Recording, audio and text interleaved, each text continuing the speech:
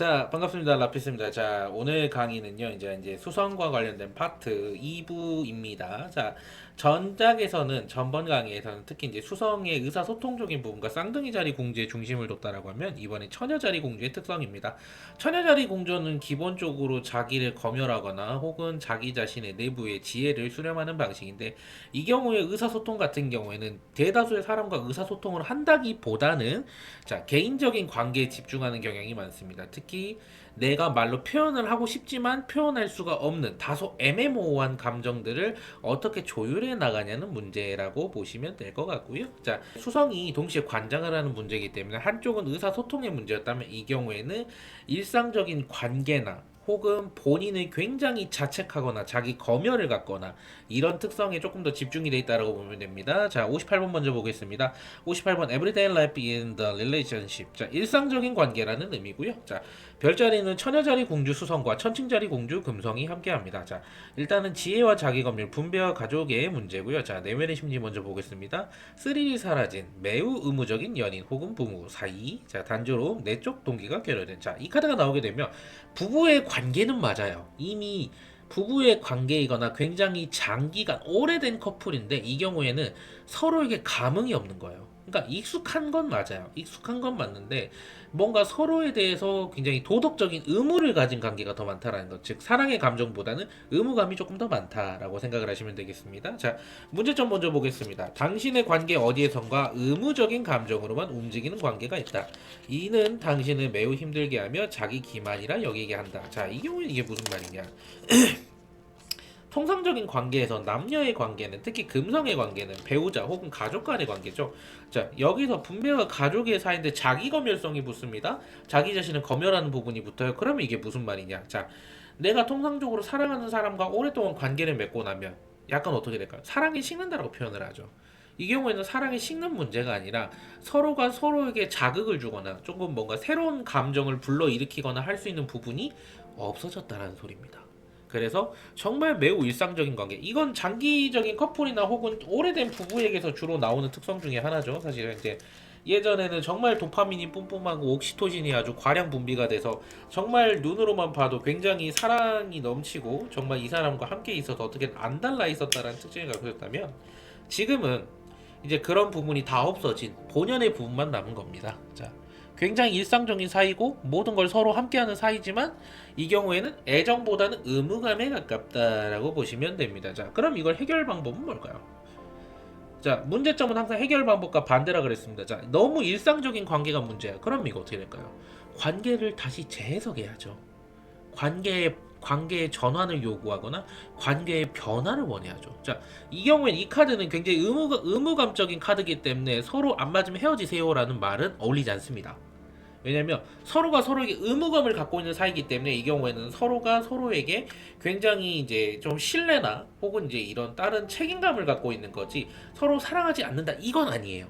다만 너무 오래되다 보니 너무 오래되고 너무 안정화가 된 사이다 보니 상대적으로 흥미도나 혹은 호감도가 다소 떨어질 수도 있다. 자, 그렇기 때문에 해결 방법은 이것을 벗어나는 순간 찾아올 허무함을 인지해야 된다. 다시 관계의 불씨를 살려야 하며 작고 소중한 인사의 일상에 감사해야 된다. 이 경우에는 굉장히 이제 처음부터 이 관계를 다시 생각해봐라가 아니라 이 관계를 조금 더 부드럽고 조금 더 사랑의 불씨를 살리기 위해서 약간 변화를 꾀해야 된다는 카드인 거예요. 즉 있는 관계를 뒤집어 엎어라가 아니라 있는 관계에서 조금 더 서로가 서로에게 반할 만한 요소를 찾아라. 보통 이런 분들이 이제 연애 사이 문제에서 나오는 경우에는 보통 썸 타는 사이에서는 이런 카드 잘 안 나와요. 썸 타는 카드라고 한다면 이 경우에는 이 사람과 알고 지낸 지 너무 오래됐을 가능성이 높아. 뭐 오랜 친구가 될 수도 있고요. 혹은 이 사람과 정말 오랫동안 지냈던 사이인데 어쩌다 보니까 연인이 되는 경우거나 혹은 그런 경우가 아니면 통상적으로는 굉장히 연애한 지 오래됐거나 결혼한 지 오래된 그럴 카드일 가능성이 매우 높다라는 거예요. 반대로 일반적인 상황에서는 내가 특별히 삶에 큰 변화는 없다는 거예요. 정말 일상적인 관계고 뭔가 변화의 바람이 필요하다. 근데 이걸 처음부터 뒤집어 엎을 필요는 있다 없다? 없다. 이 상황 오히려 이 카드가 나온 상황에서는 이 카드를 그러니까 이 상황을 벗어나는 순간요 굉장히 더 허무해질 거예요. 왜냐면 내가 의무감과 책임감을 갖고 있는 관계가 끝나버린 거잖아. 그러면 이 경우에는 굉장히 서로에게 못할 짓인 거죠. 못할 짓인 거기 때문에 다시 관계의 불씨를 살려야 하며 작고 소중한 일상에 감사해야 된다라고 하는 것은 이제 조금 관계의 변화를 뭐 요새 지금 벚꽃 많이 피잖아요. 벚꽃 많이 피기 때문에 이 경우에는 뭐 벚꽃 데이트를 한번 다녀온다라든가 둘만의 오붓한 시간을 다녀온다라든가 혹은 뭐 단순하게 여행도 괜찮고 오히려 서로 데이트를 하거나 서로 이제 좀 좋은 추억을 갖고 있던 곳으로 떠나서 둘이 어떻게 만났고 둘이 어떻게 지내왔는지 일과 일상에 치여서 서로에게 소중함을 잃어버렸으니 그걸 되찾는 방법으로 진행을 하셔라 라고 생각을 하시면 됩니다. 자, 결과 보겠습니다. 우리라는 공존의 가치가 얼마나 감사한 것인지 깨우치게 된다. 일상에서 다시 활력이 생겨나며 안정감을 다시 찾게 된다. 자, 이 경우에는요 결국 일상으로의 회귀입니다. 그러니까 내가 정말 아무리 사랑을 하고 뭐 정말 괜찮은 관계를 가지고 그렇게 한다고 하더라도 일상적인 관계만큼 보편적이고 소중한 건 없어요. 근데 우리가 그걸 망각하는 경우가 너무 많다는 거지. 아무 일도 벌어지지 않고 무사무탈하게 지나가는 하루가 일견 지루해 보일 수도 있고요. 일견 따분해 보일 수도 있지만 정작 그런 상황에서 벗어났을 때 사람들이 생각하는 건 뭘까요? 변화가 반가운 경우가 많을까? 아니면 변화를 힘들어하는 경우가 더 많을까? 변화를 힘들어하는 경우가 훨씬 더 많아요. 훨씬 더 많고 그걸로 인해서 압박을 느끼거나 부담감을 느끼는 경우가 훨씬 더 많아요. 즉 일상적인 관계라는 용어 자체는 말 그대로 일상의 소중함을 깨달아나 일상적인 소중함을 깨닫거나 이 카드가 조언이나 결과로 나왔을 경우에는 아무런 일도 일어나지 않는 것이 가장 행복한 사이라는 걸 다시 한번 깨닫게 해주시는 게 좋겠지요. 자, 59번 넘어가겠습니다. 59번. 자, 처녀자리 수성 같은 경우는 굉장히 종교적인 잣대, 특히 자기 자신을 학대하거나 자기 자신을 굉장히 괴롭히는 경우가 많아요. 어떤 부분에서? 종교적인 부분에서. 그래서 주로 이런 사안들이 문제로 나타나게 되는데, 자, 다음번 59번. 자, 캐스티게이션. 자, 문체곡은 징계라는 뜻이고요. 자, 별자리 처녀자리 공주 수성과 사수자리 공주 목성입니다. 자, 이 경우에 특히 뭘까요? 내 질서와 믿음에 대한 문제죠. 질서와 내 믿음에 대한 자기 검열성이죠. 자, 문제 보겠습니다. 내면의 심리. 자기 자신을 벌하고픈, 죄의식을 드러내고픈, 종교적이거나 성적인 채찍질을 바라는 강박증 혹은 정신 압박이라고 나왔습니다. 자, 이 경우에는요, 이 카드가 나오는 경우에는 누군가가 나에게 비난을 하거나 비판을 해주길 바라는 거예요. 사실 이해가 안 가죠. 왜 비난을 하거나 비판을 받길 원하지? 통상적으로 사람들은 비난이나 비판을 하는 걸 매우 좋아하지 않습니다. 그건 내가 아무리 옳은 말이라 하더라도 사람이기 때문에 느낄 수 있는 보편적인 거부감이에요. 근데 이 경우에는 오히려 강박이라는 목적 안에서 굉장히 자기가 자기 스스로를 괴롭히는 거죠. 책임감이, 자, 이 카드를 보면 3명의 지금 재판관이 한 명을 굉장히 문책하거나 징계하는 경우인데, 자, 통상적으로 이 카드가 나오는 경우는 심적으로도 굉장히 자기 자신을 자책하는 경우일 수도 있지만 이 카드가 나온 또 하나의 의미가 있어요. 또 하나의 의미가 뭐냐면 이분이 어떤 일을 진행하는 것이 굉장히 이분의 실수로 인해서 잘못됐을 가능성이 높아요. 즉 모든 것에 책임을 져야 하는 카드인 거예요. 문책 혹은 징계라는 건 어떤 일이 잘못됐었을 때 그 책임을 내가 져야만 한다는 뜻이거든요. 자, 그렇기 때문에 문제점 보겠습니다. 당신은 지금 강박의 노예가 되어 있다. 끊임없이 결백하거나 순결해야 한다고 믿으며 자기 자신을 정화하려 하고 있다. 이 자기 만족적인 행위에 빠져서 자신을 좀먹고 있다. 자, 이 경우에는 자기가 자기 자신에게 갖는 질서와 믿음, 즉 종교적인 잣대, 순결해야 되거나 순수해야 되거나 내가 절대로 죄를 지어서는 안 되고 죄를 지은 나에게 있어선 마땅히 벌을 가해야 된다 라는 좀 다소 이해하기 어려운 관점의 사람이기도 합니다. 근데 세상에는 이런 사람도 많아요. 생각보다 그 도덕적인 잣대나 혹은 이제 종교적인 잣대로 들어봤었을 때 굉장히 이 사람은 특별히 잘못한 게 없음에도 본인이 믿는 신념의 잣대로 들이댔을 때 나는 죄인이다라고 고백을 하게 되는 거예요. 고백을 하고 그로 인해서 나는 마땅히 벌을 받아야만 한다. 그리고 그건 첫 번째 메인 의미고, 두 번째 부차적인 의미로서는 내가 무언가를 잘못하거나 내가 굉장히 무언가를 실수한 상황에서 마땅히 내가 벌을 받아야만 한다고 굉장히 자기 자신을 자책하고 있는 경우예요. 그래서 자, 해결 방법 보겠습니다. 해결 방법은 자기 자신이 생각하고 있는 이상을 위해서라면 다소의 비난을 감수하는 한이 있더라도 헌신할 수 있음을 염두에 두어야 한다. 자, 이 경우에는 이 사람이 저지른 잘못을 우리가 임의대로 용서를 해주거나 이 사람에게 임의대로 내려놓아라, 잊어라라고 할 수는 없어요. 다만 이것을 안고 이것을 본인이 대체할 만한 혹은 이 자기가 지은 죄나 잘못을 덮을 수 있을 만한 더 큰 장점, 혹은 더 큰 이점, 혹은 더 큰 도움으로 보답을 할 수 있게 조언을 해주는 게 조금 더 낫다라는 거죠. 즉, 이 사람은요, 아무리 본인 잘못하신 거 없으시고요, 본인 너무 강박에 쫓기고 있어요, 그 강박을 좀 내려놓으면 좋겠어요 라고 해도 상관은 없지만, 무엇보다 이 카드를 뽑아 올린 사람의 심리에서는 그건 아니라는 거야. 내가 끊임없이 무언가를 잘못했다라고 자책을 하고 있는 사람에게 오히려 자책하지 마세요는 역효과가 날 수 있어요. 그래서 이 경우에는 그러한 자책을 안고 이러한 것을 만회하거나, 혹은 이러한 것을 조금 더 이제 더 큰 장점으로 승화시키기 위해서는 이 사람의 방향을 조금 틀어줘라. 본인이 잘못한 것도 있고 본인이 실수한 것도 있고 본인은 굉장히 자책을 하고 싶은 마음도 있지만 그 자책을 조금 더 큰 목적을 위해서 활용하셔라. 왜냐면 목성은 장기적인 안목을 보는 거잖아요. 장기적인 안목이고 장기적인 교육 방침이기 때문에 이 경우에는 자신의 죄책감을 덜어내는 방향보다는 그 죄책감을 바꿔서 조금 더 큰 일에 헌신할 수 있게 만들어주는 게 조금 더 속은 더 편할 수 있다는 소리예요. 자, 결과 보겠습니다. 강박을 회피하기 위한 것들 중 불필요한 것들이 걸러지게 된다. 자, 이 사람이 가지고 있는 강박은 결국 뭘까요? 단순하게 잘하고 싶다? 내가 정말 뭔가 대단하게 하고 싶다? 아니야. 자기 자신한테 떳떳해지고 싶은 거예요. 자기 자신이 가지고 있는 강박 중에서 내가 내 스스로를 납득할 수 있고 내가 내 스스로를 인정할 수 있고 받아들일 수 있는 강박에서 조금 더 한 발자국 더 나가서 내가 인정받고 싶고 내가 조금 더 발산하고 싶고 내가 조금 더 남들에게 뭔가 헌신할 수 있는 가치적인 부분을 조금 더 되새김하면서 그러한 것들이 이제 자책을 넘어서 이제 자기 비난으로 이어지지 않게 불필요한 것들만 걸러내는 것이 좋다라는 거죠. 이게 첫 번째 메인적인 의미고, 두 번째, 이 사람이 굉장한 잘못을 했을 경우에는 이것은 절대로 벌을 벗어날 수는 없어요. 이 사람의 잘못이 없는 것으로 될 수는 없어. 벌은 받아야만 해요. 단지 그 벌이 전부가 아니라는 거지. 이 사람이 감당하기 힘들 정도로 정말 무시무시한 벌이 내리거나 이 사람 인생이 끝난 것 같거나 그건 아니라는 거예요. 다만 본인이 잘못하거나 본인이 실수한 게 있다라고 하면 이것은 반드시 그 대가를 치러야만 한다라고 생각을 하시면 되겠습니다. 자, 60번 The Inquisition. 자, 조사 또는 신문인데 아우 카드 보자마자 심란하죠.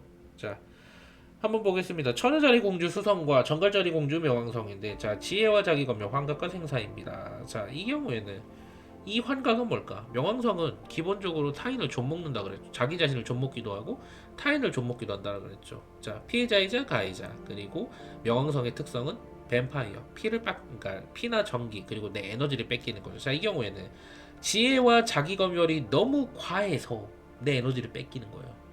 말 그대로 지금까지 문책과 징계까지는 괜찮아요. 문책과 징계까지는 그냥 자기 자신 내면의 이런 죄책감인데 이제 이건 한 발자국 더 나가버려서 아예 그냥 내가 잘못하고 회개하기 위해서 내 자신을 끊임없이 괴롭히고 갉아먹는 거예요. 조사 신문 카드에서는 한 발자국 더 남아서 약간 광신도에 가까운 거예요. 왜 지금은 그런 부분이 잘 없을 수도 있지만 옛날에는 중세 수도사들 분 중에는 자기 자신의 죄악을 정화하기 위해서 자기 자신의 등을 채찍으로 때리는 사람들도 많았거든요. 그리고 실제로 그런 유파가 있었어요. 몸에 상처가 나거나 피를 흘림으로 인해서 정화받을 수 있다라고 믿었던 다소 광신적인 집단도 있었는데 그런 집단의 특성을 갖고 있다는 겁니다. 자, 내면의 심리 보겠습니다. 취조하는 듯한 자작성 비관, 위선을 가진 광신에 가까운 신념으로 죄인이나 가해자를 찾으려 드는, 자, 말 그대로 여기서 말하는 취조하는 듯하는요 자기 자신에 대한 취조입니다. 타인을 취조하는 게 아니에요. 타인을 취조하는 게 아니고 그리고 스스로가 스스로에게 비관을 만드는 거예요. 네가 이래서 잘못한 거다. 네가 이래서 안 되는 거다. 너는 이래서 안 되라고 누가 말한다? 타인이 말한다? 전혀 본인이 말한다. 본인이 본인 자신에게 굉장히 압박과 비관을 준다. 그리고 위선을 가졌다라고 하는 건 이 경우에는 그러니까 이 사람이 뭐 정말로 위선자처럼 나쁜 행동을 하는 게 아니라 타인들에게는 굉장히 종교적이고 엄격한 잣대를 들이대면서 자기 자신 또한 압박감을 주고 있다라는 거죠. 자, 여기서 조금 더 한 발짝만 더 나오면 이 사람이 말하는 위선이라는 건 뭐냐면 결국 타인에겐 엄격한 잣대를 들이대면서 자기 자신은 아무렇지도 않게 행동하는 게 아니에요. 오히려 본인이 믿고 있는 걸 남들에게 전파하는데 굉장히 남들 앞에서는 여러분들의 잘못은 회개받아야 합니다. 당장 회개하세요라고 하면서 정작 본인은 나도 잘못했어. 나도 죄인이야. 나도 벌을 받아야 하면서 굉장히 자기 자신도 괴롭히고 타인도 괴롭히는 거예요. 말 그대로 이건 선이라는 목적은 다르죠. 선은 기본적으로 타인을 이롭게 하고 행복해 하는 건데 위선은 뭐죠? 반대로 타인을 불행하게 만들죠. 근데 통상적인 우리가 생각하는 위선은 타인은 불행하게 만들면서 남은 행복하게 만드는 건데 이 경우에는 자기도 불행하고 남들도 불행하다라는 겁니다. 자, 그리고 광신에 가까운 신념으로 죄인이나 가해자를 찾으려 드는. 자, 여기서 이 사람의 조금 위선, 이중적인 면모가 나오는데, 자, 이 사람은요 본인 스스로만 이렇게 비난하거나 취조하는 게 아닙니다. 타인도 비난과 취조를 해요. 왜냐? 내가 이렇게 내 스스로를 비난하는 만큼 상대방도 마땅히 비난받아야 된다고 느끼거든. 왜냐면 나는 신을 위해서 이만큼 헌신한다. 신을 위해서 이만큼의 상처를 감당할 수 있다라고 하는 이 사람의 프라이드이기 때문에 뒤틀린 프라이드이기 때문에 이걸 나와 비슷한 처지에 있는 사람들에게까지 강요를 한다는 거예요. 그래서 조사 카드도 되고 그래서 신문 카드도 되는 거예요. 문제 좀 보겠습니다. 당신의 신념은 광신에 가까우며 타인의 신념은 보잘것없다 폄훼하는 중이다. 자기 자신만의 믿음에 빠져있다. 자, 결론 정리하겠습니다. 광신입니다. 그냥 광신도고요. 이거는 타인의 말이 들어오지 않아요. 근데 이게 통상적인 상황에서는 광신이라고 하지만 다른 말로 바꿔보면 자기 자책이 너무나 심한 거예요. 자기 자책이 너무나 심해서 남의 말이 안 들어오는 경우. 이 경우에는 지금 59번 카드랑 거의 비슷한 결론인데 이런 위로나 조언이 전혀 들리지 않는 상태입니다. 그리고 이 죄책감은 본인이 인정할 때까지 죽었다 깨나도 없어지지 않을 거예요. 자, 해결 방법 보겠습니다. 당신은 다소 힘들지라도 취조당하거나 검사를 받아야 할 수 있다. 이 과정에서 진실을 조금씩 삐져나오게 될 것이며 결국 신념의 정체가 드러나게 될 수 있다. 자, 이 카드 역시도 결국 누군가에게 취조를 받거나 검사를 받아야 된다는 뜻이 될 수도 있거든요. 이 경우에는 59번과 60번은 사실상 거의 세트라고 보시면 돼요. 이 두 카드가 동시에 나오는 경우에는 내가 누군가에게 취조를 당하거나 검사를 받아야 되거나 증명을 해야 될 수도 있다는 뜻도 됩니다. 자, 근데 이 경우에는 해결 방법이 그렇게 썩 좋진 않죠. 뭔가 이 사람의 무게를 덜어내는 느낌이 아니라 정말 힘든 사람이지만 꾸역꾸역 어떻게든 본인이 인정하고 나가라는 뜻이거든요. 근데 우리가 생각하는 심리적인 측면은 보통 자기 자신이 자신을 괴롭히는 경우가 훨씬 많아요. 타인이 나를 괴롭히는 경우보다도 자기 자신이 죄책감을 갖거나 혹은 압박을 느끼거나 혹은 불행함을 느끼거나 혹은 불쌍함을 느끼거나 하는 방식으로 그러니까 자기 자신의 마음이 자신을 좀먹는 경우가 훨씬 더 많아요. 의외로 훨씬 더 많습니다. 그래서 다소 힘들지라도 사실상 엄청 힘들다는 소리예요. 명왕성 카드가 일단 등장하는 경우에는 보통 이 상황을 바꿔내거나 인정을 하는 게 굉장히 힘들다는 뜻도 돼요. 쉽사리 못 벗어나지만 취조당하거나 검사를 받는다. 자기 자신에게 말 그대로 자기 자신이 압박을 하고 취조를 하는 과정에서 정말 내 속마음이 드러날 수 있다라는 거지. 그러면 일례를 드리겠습니다. 자, 이 사람이 누군가를 생각하면서 이 카드를 뽑았습니다. 이 경우에는요, 이 두 가지 뜻으로 해석할 수 있어요. 하나는 이 사람에게 대해서 미안한 감정 혹은 이 사람에 대해서 죄책감이 들 수 있다가 첫 번째고요. 두 번째로는 내가 이 사람에게 왜 이런 감정을 품고 있는지 본인도 모르는 거예요. 본인도 모르면서 근데 따지고 들어가 봤더니 아주 오랜 기억 속에서 이 사람과 연관됐던 사건 혹은 트라우마 혹은 안 좋은 기억 혹은 좋은 기억이라고 보기는 사실 어려워요. 사실 안 좋은 기억. 이 사람을 내가 사실 미워했거나 증오했거나 안 좋게 보고 있었던 기억들이 사실 내 안에 숨어 있었다라는 거지. 근데 그걸 내가 인정하기 싫었던 거예요. 인정하기 싫고 내가 이런 감정을 느끼는 나를 굉장히 자책하고 책망하지만 실상 마음속에서는 나는 여전히 그 사람을 싫어하고 있거나 굉장히 이 사람을 안 좋게 보고 있었을 가능성이 너무하다라는 거예요. 근데 이게 왜 그러잖아. 아무리 우리가 가족을 싫어한다 하더라도 통상적으로 나는 우리 가족 싫어라고 말할 수 있는 사람 얼마나 돼요? 별로 없을 거야. 왜냐면 가족의 사이는 기본적으로 애정이거든. 근데 가족의 사이가 애정만 있는 경우가 있나요? 없어. 애증이죠. 애정과 증오가 함께하는데 이 카드인 경우에는 증오를 애써 위장하는 거죠. 애정만 남기고 난 아무렇지도 않아 하면서도 굉장히 증오의 감정을 드러내기 부끄러워하거나 드러내기 힘들어서 자기 자신에게 채찍질을 가한다. 근데 이게 결국 언젠가 빠져나올 거란 소리죠. 왜냐?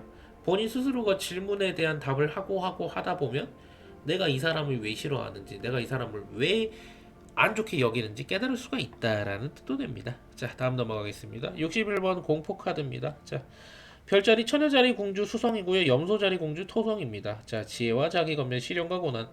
자기 검열이 시련과 고난을 만났습니다. 딱 봐도 힘들죠. 자, 근데 보통 자기 검열이라고 하는 경우에는 애당초 본인이 본인을 힘들게 하는 경우가 훨씬 많죠. 사실은 세상 사람은 여러 가지 부류가 있지만 자기 검열을 한다라는 건 뭐예요? 자기가 자기 스스로 행동을 제어하고 조절하는 거잖아. 자기 자신의 감정조차도 제어를 하는 거잖아. 그럼 이 경우는 어떻게 될까? 본인이 애당초 본인 힘들게 하고 있어. 근데 외부의 상황까지 시련과 고난이 나타난다? 끔찍하죠. 안 그래도 본인이 본인을 괴롭히고 있는데 외부적인 상황까지 나를 안 도와주네? 이건 진짜 미칠 노릇이거든요. 답이 안 보일 거야. 아무리 상황이 좋아도 내가 절제하고 제어하는 사람인데 외부의 상황마저 나한테 안 좋다? 끔찍하죠. 자, 내면의 심리 보겠습니다. 생사에 대한 큰 두려움, 죽음을 가깝게 여기는, 돌이킬 수 없거나 치명적이라 느끼는, 운명에 종속당한. 자, 염소자리 카드는요, 기본적으로 굉장히 시련과 고난을 상징하기도 하지만 한편으로는 운명이란 뜻도 있어요. 어떤 운명일까? 행복한 운명? 아니에요. 인간이 벗어나고 싶어도 벗어날 수 없는 운명적인 고통과 시련이에요. 그래서 제가 토성을 딱히 그렇게 긍정적으로 보지 않는다는 이유도 그 점성 하시는 분들은 조금 알 수 있겠지만 토성 자리는요 보통 시련과 고난을 상징하는 경우인데 이 경우에는 내 일생에 거쳐서 발생하는 경우예요. 한마디로 정말 인간이기 때문에 겪는 시련과 고난 그 모든 걸 담는 것이 토성이기 때문에 이 경우에는 말 그대로 정말 여기에서도 저기에서 나를 도울 사람은 없고 내가 공포를 느끼고 있는 거지. 정말 나는 벗어날 수 없을지도 모른다. 사람이 정말 공포에 질리는 때가 언제인지 아세요 혹시? 뭐 막상 무서운 걸 만났거나 굉장히 뭐 낯선 사람이 나를 위협하거나 그런 경우도 있겠지만 인간이 가장 무서움을 느끼는 경우가 뭐냐면요. 미래가 없다고 느낄 때 제일 무서워요. 본인의 미래가 앞으로도 이보다 더 나아지지 않고 더 힘들어지거나 더 괴로워지거나 할 때 인간은 진심으로 공포를 느낍니다. 그런 카드라고 보시면 돼요. 자, 문제점 보겠습니다. 당신은 죽음에 대한 공포가 너무 심해 자신의 삶을 통째로 저장 잡히고 있다. 당신은 생명을 대가로 꿈과 욕망을 빼앗기고 있으며 스스로 두려워하며 매우 겁내는 중이다. 자, 이건 생명이라고 했는데 실제적으로 이 경우는 살기 위해서 정말 아득바득 발악을 하는 경우예요. 그러니까 나는 이보다 훨씬 더 잘 살고 싶고요. 이보다 정말 어떻게든 지금의 상황을 벗어나기 위해서 내가 필사의 노력을 하고 있는데 정작 내가 벗어날 수 없을지도 모른다라고 느끼고 있는 거예요. 굉장히 힘든 카드죠. 굉장히 힘들고 무섭고 근원적이죠. 그런 카드이기 때문에 이 경우에는 당장 뭔가 드라마틱하게 상황이 좋아지거나 하긴 어려워요. 근데 우리가 항상 하는 말이 있죠. 이 또한 지나가리라. 이걸 인정하고 받아들이기보다는 결국 발악하고 버티다 보면 언젠가는 벗어날 것이 있다라고 본인이 본인 스스로를 믿는 게 더 중요합니다. 왜 우리 그 지난번 강의에서 했었던 것 같은데 메멘토 모리라는 말을 한 적이 있을 건데 그 죽음을 기억하라는 뜻이거든요. 그 말이. 근데 결국 이 말의 의미가 뭐냐면 아무리 인간이 괴롭고 힘들어도요. 살아있는 동안은 언젠가 해결이 돼요. 아마 여러분들의 경험이 어떤 경험이 있을지 모르겠지만 사람이 살면서 와 진짜 지금 너무 힘들다 이거보다 더 힘들 수는 없다 이거보다 정말 더 내가 더 이상 나아갈 곳이 없다라고 절망하고 힘들어하는 상황에서도요 막상 시간이 지나면 나아져요. 나아지고 괜찮아져요. 근데 이 경우에는 내가 어떻게든 살아남기 위해서 지금 이 상황을 아득바득 버티고 있기 때문에 정말 말 그대로 내가 죽을 수도 있다라는 압박감에서 사는 거예요.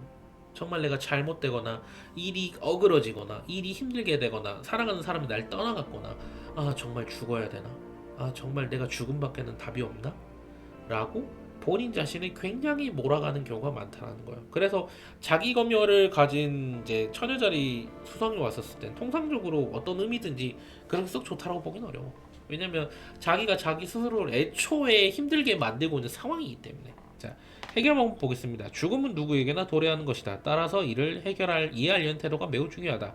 죽음이 있기에 삶은 빛을 받는다. 자, 이거 바꿔 말하면 무슨 뜻일까? 삶과 죽음을 겁내지 말라는 뜻일까요? 그건 아니에요. 정확하게 말하면 이 또한 지나가리라. 아무리 인간적인 고난과 인간적인 시련이 있다라고 할지라도 살아있는 한은요 벗어날 기회는 반드시. 이 카드가 나타났다고 해서 여러분들이 너무 힘들어할 필요는 없어요. 오히려 이 상황의 끝이 보인다라는 거예요.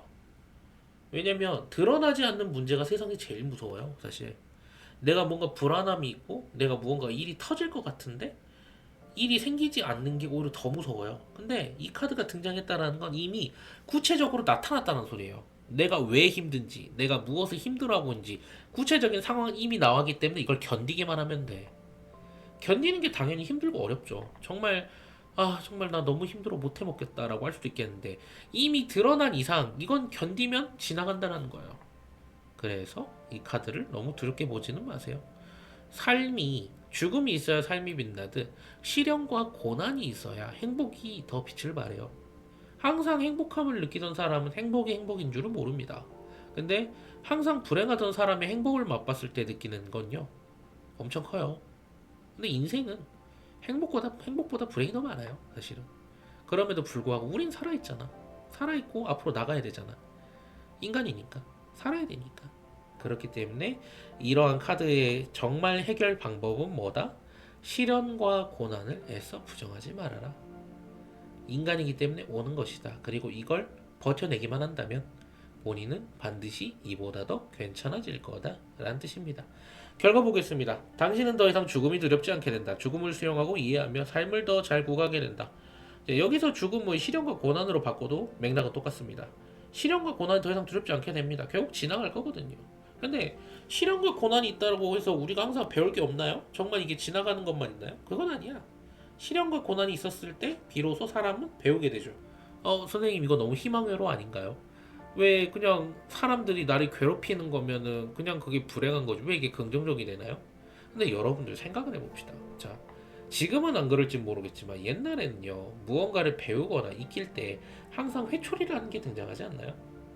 자, 우리가 통상적으로 시험 공부나 공부 같은 걸 할 때 물론 안 맞으신 분들도 있겠지만 자, 시험 공부나 이런 게 내 뜻대로 안 됐을 때 선생님들이 회초리나 매를 들죠. 근데 우리는 매를 맞는 걸 두려워합니다. 아프니까. 근데 이게 두려워서 공부를 했던 경험도 있지 않나요? 한편으로. 즉, 시련과 고난은요, 나를 조금 더 발전시키기 위한 매개체인 거지, 시련과 고난은 절대 나를 죽이려고 오는 건 아니에요. 그러니까, 왜 그런 말도 있잖아. 신은 인간이 감당할 수 있는 고난만 준다고. 인간이 감당할 수 없는 고난은 신이 주질 않아요. 결국, 어떠한 시련과 고난도 결국 내가 감당할 수 있는 거다. 그리고 감당하고 버텼을 때 이보다 더 불행해질 수는 없다라는 거예요. 불행의 끝을 찍었으면 나머지는 행복해지는 거죠. 상황이 나아지는 거잖아. 그렇게 생각하시면 됩니다. 자, 62번 퓨리즈입니다. 퓨리라는 단어 자체가 경로, 분노라는 단어니까 경로라고 하는 건 분노보다 한 단계 더 위에요. 말 그대로 이성을 잃을 정도의 강력한 분노를 뜻하는 게 퓨리인데 타인에게 정말 눈이 돌 정도로 강렬한 분노를 느낀다는 것도 있지만 분란의 씨앗을 뜻하기도 해요. 별자리 보겠습니다. 천혜자리 공주 수성과 물병자리 공주 천왕성이죠. 자, 지혜와 자기검열, 파격과 괴이함입니다. 자, 이 경우에는 자기검열이 괴이함을 만났습니다. 파격을 만났죠. 자, 근데 괴이함이라고 하는 건 우리가 이해하기 힘든 언행이나 언어나 행동을 쓰는 사람은 괴이하다라고 표현하죠. 자, 이 경우에는 자기검열이 괴이함으로 발전한 겁니다. 자, 내면의 심리 보겠습니다. 죄의식의 화신, 자의적 편집증, 광기를 느끼는 스스로의 몸의 증오에 내맡긴 격렬한 자기 파괴였고, 자, 이 경우에는 이 죄의식이 어디로 튈지 모르게 되는 거죠. 내가 가지고 있는 죄의식과 내가 가지고 있는 이 죄책감이 완전히 타인에게 표출되거나 나에게 표출되거나 어디로 튈지 모르는 거죠. 사실 그렇게 좋은 의미는 아닙니다만 묻지마 범죄라고 하는 것도 사실은 자신이 가지고 있는 분노나 죄책감 이런 기타 등등의 절망감을 말 그대로 복수심으로 변환시켜서 나는 이렇게 힘든데 너네가 왜 내 앞에서 웃고 있어? 왜 너네가 내 앞에서 이렇게 행복한 모습을 보여줘? 다 네 잘못이야. 이거 통상적으로 이해 안 되죠. 말이 안 되죠. 그 사람이 행복한 거랑 내가 불행한 거랑 무슨 상관인데요. 근데 그런 거 이해할 수 있는 상황이 아니다? 아니다. 전혀 이해 못해요 이게. 그래서 이 카드가 나왔을 경우에는 내가 가지고 있는 죄의식이 어디로 튈지도 모르는 거고요. 이 경우에는 이 카드가 나오자마자 딱 할 수 있는 말 감정 제어하셔야 됩니다. 감정 제어 못하면 이 사람 어떻게 될지 몰라요. 혹은 이제 일상적인 관계나 일상적인 인간의 심리에서 저 카드를 뽑았을 때는 내가 이 사람에게 느끼는 감정이 너무 복잡한 거예요. 사랑하는 마음도 있고 이 사람에게 화가 나는 마음도 있고 억울함도 있고, 근데 이 경우에는 지금 이게 위험한 수준까지 올라왔다는 거기 때문에 일단 한 템포 쉬어가라는 소리입니다. 인정하고 받아들이는 개념이 아니라 일단은 머릿속에 지금 타고 있는 그 도화선부터 꺼트리라는 소리예요. 자, 문제점 보겠습니다. 당신의 죄의식은 당신을 계속 쫓아다니며 당신이 지쳐 쓰러지길 기다리고 있습니다. 형체는 없으나 실제하는 그것은 당신을 미치게 만들 수 있을 정도로 강렬한 힘을 갖고 있습니다.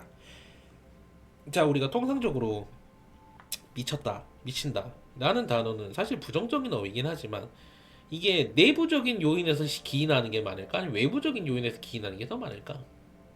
의외로 내부가 훨씬 많습니다. 여러분들. 사람을 객관적으로 미치게 할 수 있는 방법은요, 그 사람의 내부 심리를 완전히 뒤집어 놓으면 돼요. 인간의 감정이 모순을 넘어서 더 이상 인간의 감정이 컨트롤할 수 없는 상황까지 벌어졌을 때 사람은 미쳐요. 이 경우는 이 카드 역시 이 경우입니다. 그러니까 그만큼 격렬한 감정의 소용돌이를 느끼고 있으니 이것이 어디로 튀지 않게 본인이 일단 한 템포 물러서라는 소리예요. 더 이상 관여하지 말고 더 이상 끼지도 말고 그냥 멀어지라는 소리입니다. 자, 해결 방법. 당신의 양심에 따라 이제까지의 행동과 죄의식을 면밀히 검토해 봐야 된다. 그러니까 이게 어디서 왔냐는 이해하라는 거죠. 이해하지 못하는 분노는 사실 어디에 튈지 모르지만 내 분노의 목적과 방향이 생기면 이 경우에는 다질 수 있죠. 근데 이런 분들도 있어요. 선생님, 만약에 분노의 목적과 방향이 생기면 이건 테러 아닌가요? 근데 실제로 목적과 방향이 없는 분노와 테러가 훨씬 더 무섭지 않아요? 물론 테러 자체는 무서운 용어지만 목적이 있고 방향이 있게 되면요, 적어도 마지막 그 안전장치가 하나는 있는 거예요, 사실은. 왜냐하면 이 사람도 사람인즉슨 내가 정말 이걸 해야만 하나? 라고 한 번 더 생각할 수 있는 여지는 된다고. 근데 이게 목적과 방향이 없어버리게 되면 그런 리미트 자체가 없는 거예요. 위험성은 보면 어떤 게 더 위험할까요? 자, 언제 터질지 모르는 불발탄이 더 위험할까요? 아니면 내 손이 쥐고 있는 수류탄이 더 위험할까? 불발탄이 더 위험해요. 수류탄이든 불발탄이든 위험한 건 똑같은데 수류탄 안전장치가 있잖아. 근데 불발탄 안전장치도 없어요. 말 그대로 쟤는 언제 터질지 모르는 거야. 그래서 이 경우에는 본인이 왜 어떠한 목적과 어떠한 이유로 분노를 느끼는지, 혹은 왜 내가 이런 감정을 느끼는지 한 번 더 생각을 하라는 거야. 그 목적과 방향을 일단 한번 짚어보라는 소리고, 그 이전에 앞서서 지금 그 상황에서 빨리 벗어나야 됩니다. 더 이상 인내하거나 기다릴 수 있는 상황은 아닌 거예요. 자, 결과 보겠습니다. 당신의 죄의식은 답을 내놓게 될 것이다. 당신은 이를 받아들일 때 진정으로 복수의 여신은 사라지게 될 것이다. 아무런 이유도 없이 사람이 미친 듯한 분노를 느끼진 않아요. 우리는 전반적으로 그런 사람을 사이코패스 혹은 이제 시쳇말로 먼라이라고 하죠. 먼라이라고 하는데, 자, 그런 종류의 사람들을 제외하곤 대다수의 사람들은요, 자신의 죄의식을 아는 순간 좀 덜해요. 덜하다고 생각하시면 됩니다. 자, 마지막 63번 디셉션 속임수 사기 카드입니다. 근데 이 카드 해석을 어려워하시는 분들이 의외로 많더라고요. 자, 별자리 처녀자리 공주고요, 물고기자리 공주입니다. 수성과 해왕성의 만남이고요, 자기 검열이 혼란이 왔습니다. 자, 이 경우에 내면의 심리 먼저 볼게요. 자, 자기를 기만하는, 갈취욕을 사기치는, 손이 빠르다 믿는, 질서와 혼돈 사이에서 갈등하는. 자, 저 속임수와 사기 카드에는요, 보통 나도 속이고 남도 속이는 거예요. 기본적으로 속는다, 속인다라는 카드 의미에 먼저 더 집중을 하시면 됩니다. 그러니까 저 카드를 보면 지금 뭔가 이렇게 패 같은 걸, 이제 도박 같은 데서 패를 섞는 카드가 있고, 한 사람이 그걸 유심히 지켜보는 카드가 있는데, 결국 이 게임에서 승자는 누가 될까요? 패를 섞고 있는 사람이 승리자겠죠. 왜냐? 지금 저 사람은 어떻게든 속임수와 사기를 눈치채려고 하지만 실상으로 저 사람을 돕는 사람은 누가 있죠? 저 위에 있는 애, 저 뒤에 있는 애. 이미 저 사람들은 2인 1조로 활동하고 있는 팀이고, 저 사람은 어떻게든 속임수와 사기를 찾아야 된다는 일념에 저 뒤에 있는 사람 못 보고 있는 거죠. 실제로 저 뒤에 있는 사람 조종자일 가능성도 높죠. 자, 이 경우에는 어떤 의미로 받아들이면 되냐면, 그러니까 자기 자신을 검열하고 자기 자신을 굉장히 납득시키려는 건 괜찮아. 근데 이게 혼란이 찾아온 거예요. 왜 그러잖아. 나는 굉장히 착하게 살려고 하는데 왜 쟤네는 나쁘게 살면서 왜 이렇게 돈도 많이 벌어? 우리 그런 경우 꽤 많이 보지 않아요? 당장 뉴스만 봐도 그런 경우 많이 보지 않나? 어. 자, 예를 들면 우리는 굉장히 일을 열심히 하고 삽니다. 근데 수입이 그렇게 많지 않은 경우가 훨씬 많죠. 물론 많으신 분들도 있겠지만 많지 않은 경우가 더 많겠죠. 근데 나는 정말 열심히 노력하고 이렇게까지 정말 내 몸을 갈아가면서 돈을 벌고 있는데 정작 뉴스 기사에 나오면 어떤 사람이 몇백만 원을 몇 억을 횡령해서 감옥 2년 갔다. 굉장히 현타가 오지 않나요? 사실은. 나는 이만큼 열심히 사는데 왜 쟤네는 부정한 짓을 해서 더 이렇게 열심히 돈을 벌지? 왜 이렇게 나보다 더 잘 살지? 라고 하는 것에 있어 말 그대로 자기 검열성에 혼란이 온 거예요.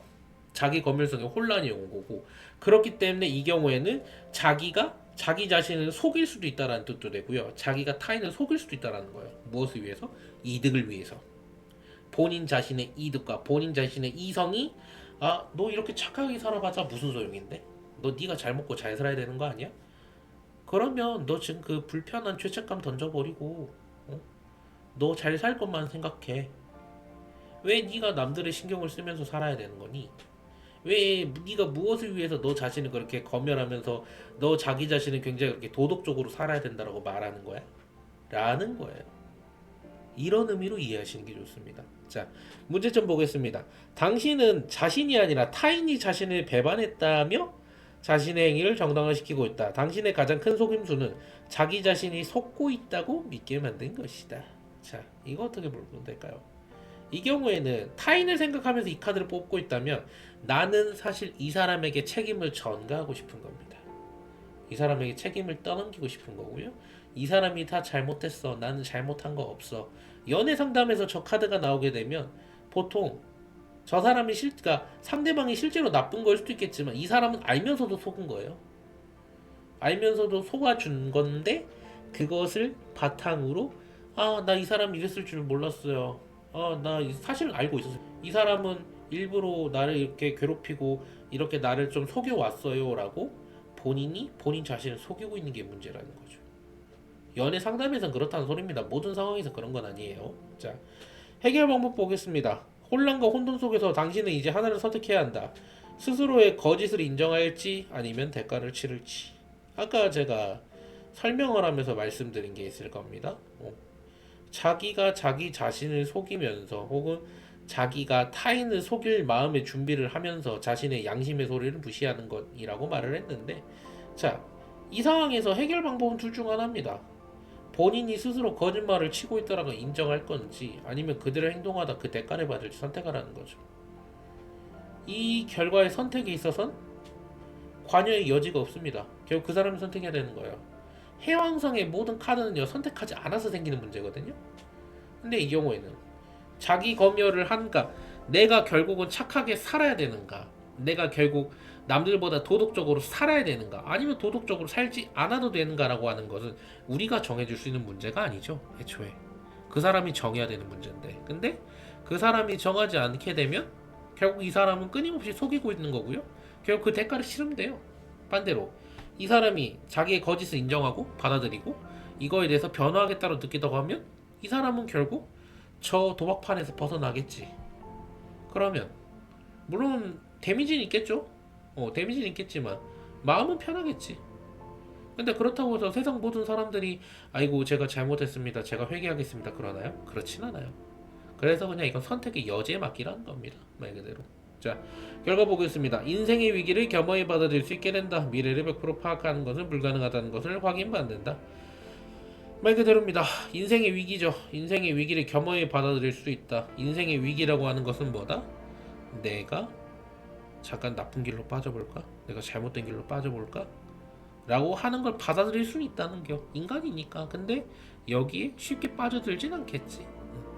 바꿔서 얘기하면 저 카드가 결과로 나오는 경우에는 조언이나 결과로 나오는 경우에는 자 지금 본인이 굉장히 갈등하고 있다는 거죠. 선을 선택하든 악을 선택하든 둘 중에 하나는 본인이 선택을 해야 된다는 거죠. 근데 그 미래는 본인이 책임지시라 하면 됩니다. 통상적으로 본인이 책임지세요. 본인이 결정하시면 됩니다. 라고 하는 경우에는 이게 단순하게 상담의 능력 부재가 아니야. 상담의 능력이 없어서 그러는 게 아니라 실제로 그 사람이 선택해야 되는 문제라는 거예요. 왜 우리가 그러잖아. 선생님 저 이 사람 만날까요? 만나지 말까요? 그럼 방금 바꿔서 물어봅시다. 이 사람 만날 건지 안 만날 건지 내가 답을 정해주면 그대로 할 거야? 아니잖아. 이 사람 만나지 않았으면 좋겠는데요 라고 해서 안 만나요? 만나. 이 사람 만나세요 라고 해서 만나요? 안 만나. 이거 자기 맘이거든. 자기 맘인데 이 카드가 등장했다? 그럼 이 사람은 애당초 기본적으로 나의 말이나 조언을 들을 준비가 돼 있을까? 아니야. 이 사람은 어떻게든 틈을 봐서 삐져나갈 궁리라겠지. 라고 생각을 하시면 되겠습니다. 자, 일단 강의 여기서 마치도록 하겠고요. 질문 받을게요.